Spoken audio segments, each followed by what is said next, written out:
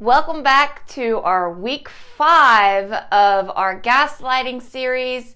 It's a 10-week series into knowing when your loved one is gaslighting you so you can know how to defend yourself against these different forms of manipulation, especially if you have a loved one that is exhibiting substance abuse or you know they have an addiction of any kind. These are very common forms. And so the 5th one that I want to go into is the words versus actions.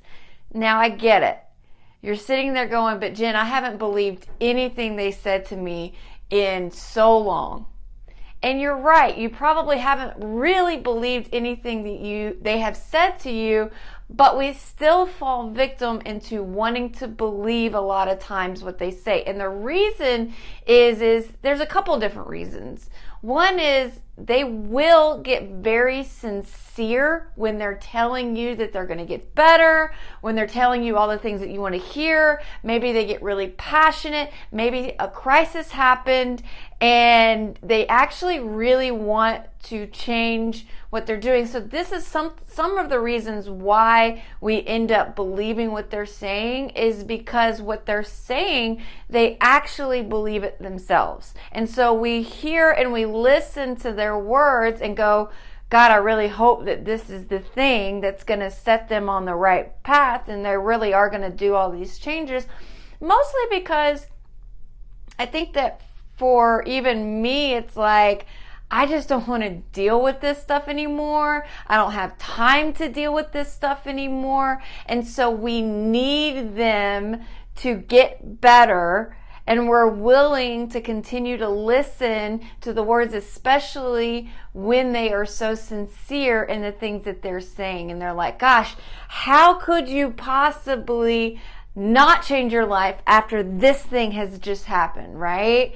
And so we will continue to fall victim into wanting to believe what they're saying because we almost feel like we need them to change and we need them to really mean it.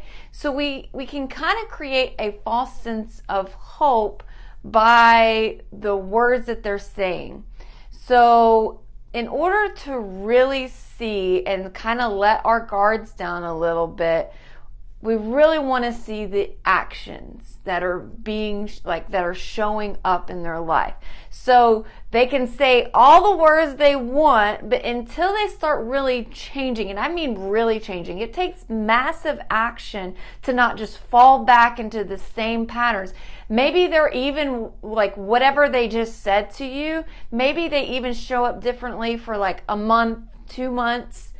Maybe it's a day, maybe it's only a day, but when they start showing up differently for 2 months, we start buying into, well, that must be the thing that changed them. And then you'll start seeing some of the patterns go back, but because we absolutely do not want to believe and go through that torment again of what they put us through, when they go back to their same ways, we just continue to believe what they are telling us, and we'll sit there and contribute their behaviors of all these red flags that we're seeing.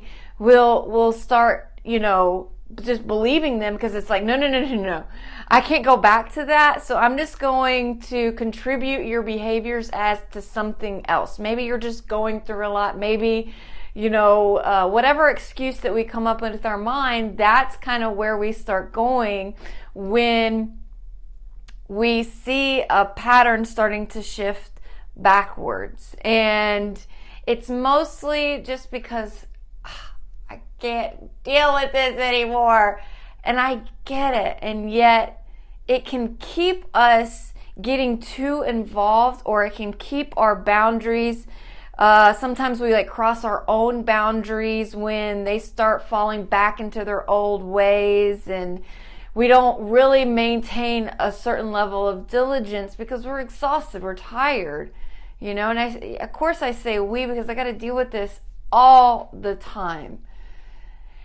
And so here's and I know that we don't like necessarily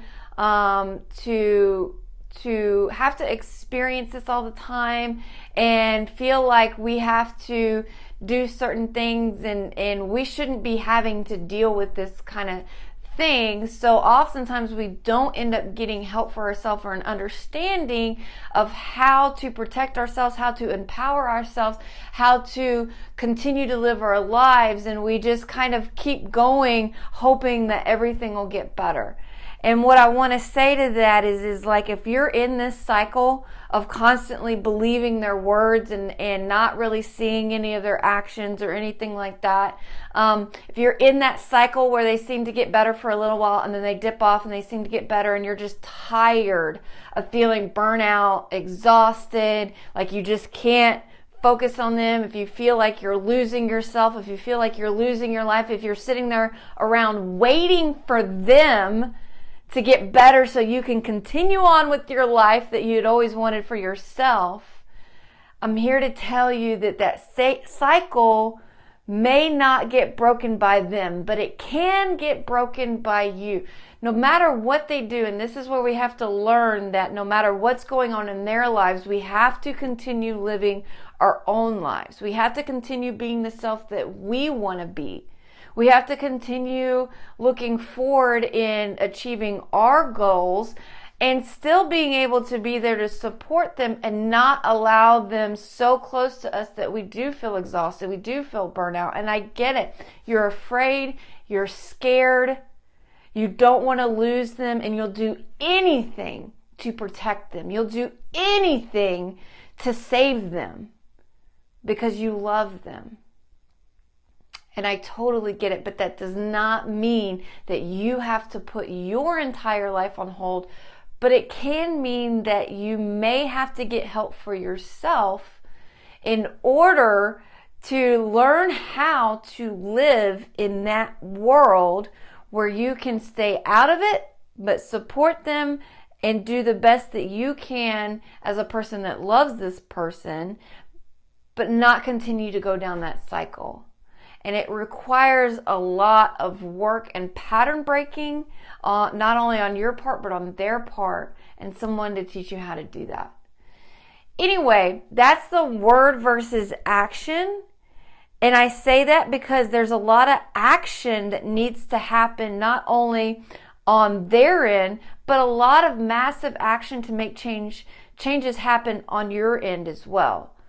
And I know we don't look at ourselves as someone that like, oh, I need to do all of the changing. But if you don't like your situation and you don't like feeling the way that you're feeling, and if you are exhausted and you are scared and you keep falling victim into their world, if you keep doing crazy things, if you keep finding yourself in all these chaotic situations that you never imagined yourself finding, then maybe it is time to break some of your patterns. And it's also time for them to break some of their patterns. And by you breaking your patterns is going to help them and force them to break their own patterns. And that's how you can help them the most, is by breaking some of your own patterns so they're forced to have to break their own. I hope this was helpful. If it was, you can go check out my website at Jennifer, no, that's my email. Jennifer at Manili Consulting is my email. My website is maniliconsulting.com. I hope this was helpful. Again, have a great day. I hope that this inspired you in some way to know what you can do in order to help. And I will see you next week into week 6, where it's going to be love and flattery is the next one. And this is a very impactful one because they get so good at it, and we fall victim because they love to stroke our egos, and we love our egos to be stroked. So that one is going to be really powerful. I hope you subscribe to my YouTube channel so that you don't miss the next one where I go more into details about that. Have a good day.